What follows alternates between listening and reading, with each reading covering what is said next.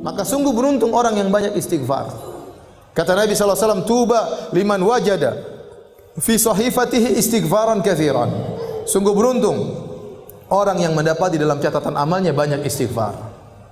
Sekarang ini ibu-ibu, ya, banyak waktu kita terbuang, bapak-bapak sekalian.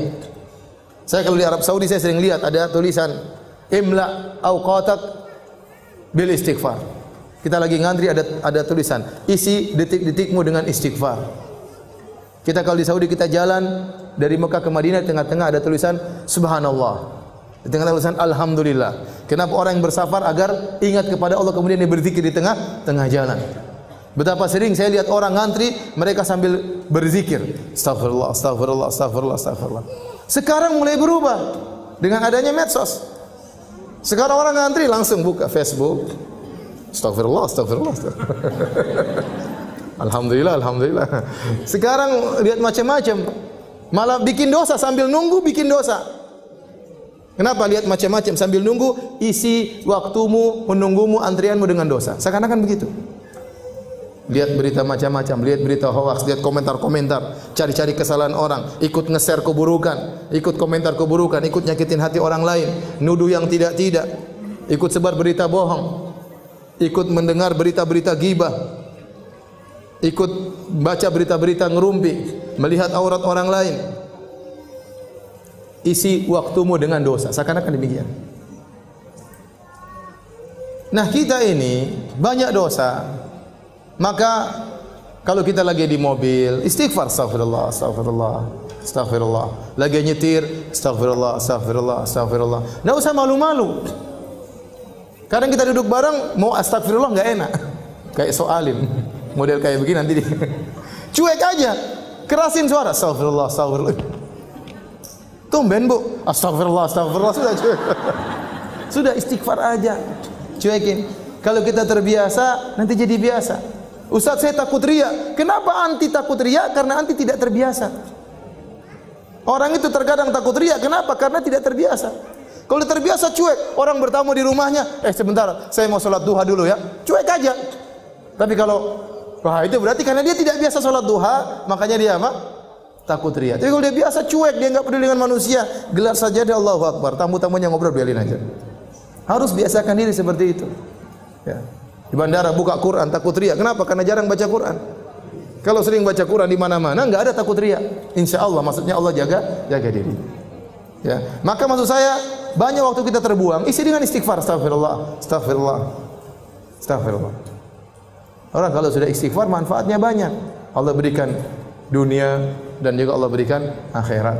Yang sini saya sampaikan. Siapa yang lebih baik daripada Allah Subhanahu wa taala? Tidak ada yang lebih baik daripada Allah Subhanahu wa taala. Kalau orang bertobat, kalau orang beristighfar, Allah bukan cuma ampuni dosa-dosanya, bahkan Allah kasih bonus dunia dan akhirat. Ya. Apa kata Allah Subhanahu wa taala? Ya. Tentang perkataan Nabi Nuh alaihi salam, "Faqultu astaghfiru rabbakum innahu kana ghaffara, yursilis samaa'a 'alaikum midrara wa yumdidukum bi amwalin wa banin wa yaj'al lakum jannatin wa yaj'al lakum anhara ma lakum la tarjuna lillahi waqara." Aku berkata kepada kaumku, istighfarlah kalian. Sungguhnya Allah Maha Pengampun. Niscaya Allah akan turunkan hujan, yaitu hujan apa? Hujan rahmat.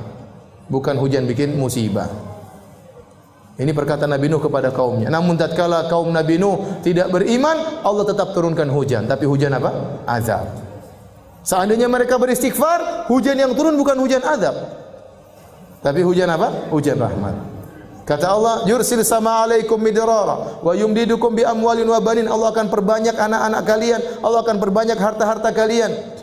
Wa yaj'al lakum jannatin wa yaj'al lakum anhara. Allah akan tumbuhkan taman-taman bagi kalian dan Allah akan alirkan sungai-sungai bagi kalian. Dunia Allah berikan.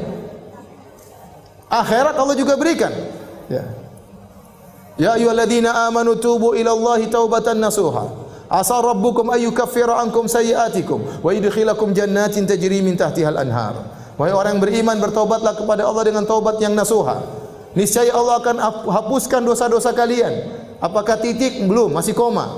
Ada kelanjutannya. Wa yudkhilakum jannatin tajri min tahtihal anhar. Allah masukkan kalian ke dalam surga yang mengalir di bawahnya sungai-sungai. Siapa yang lebih baik daripada Allah? Tidak ada yang lebih baik daripada Allah Subhanahu wa taala. Manusia, kalau kita berbuat salah kepadanya, kita minta maaf, Dia cuma maafkan, tidak kasih bonus. Apa ada orang kita maki-maki dia, setelah itu kita datang, maaf mbak, saya kemarin maki-maki mbak, saya minta maaf. Oh begitu, ini nih, saya terima permohonan maaf engkau dan ini mobil saya kasih buat kamu. Apa ada orang seperti itu? Mustahil. Tapi Allah Subhanahu wa taala, kalau kita dosa kepada Allah, kita maksiat, kita bangkang perintahnya, kita melanggar larangannya terang-terangan, kemudian kita kembali kepada Allah, ternyata Allah kasih dunia, turunkan hujan, Allah berikan rezeki, berikan anak-anak, Allah bukakan taman-taman, Allah alirkan sungai-sungai, di akhirat Allah masukkan surga. Terus lantas apa yang buat kita enggan untuk bertobat dan beristighfar kepada Allah Subhanahu wa taala? Dan istighfar yang terbaik adalah di waktu sahur. Wal mustaghfirina bil ashar. Dan orang yang beristighfar tatkala di waktu sahur. Makanya ibu-ibu jangan lupa bangun malam, meskipun hanya 15 menit, meskipun hanya setengah jam. Saya katakan meskipun cuma 10 menit, salat witir 3 rakaat, kemudian istighfar, astagfirullah, astagfirullah, astagfirullah, astagfirullah. Kata Allah, wal mustaghfirina bil ashar. Orang-orang yang beristighfar di waktu sahur. Dalam ayat yang lain, ya, wabil asharihum yastaghfirun. Di waktu sahur mereka beristighfar.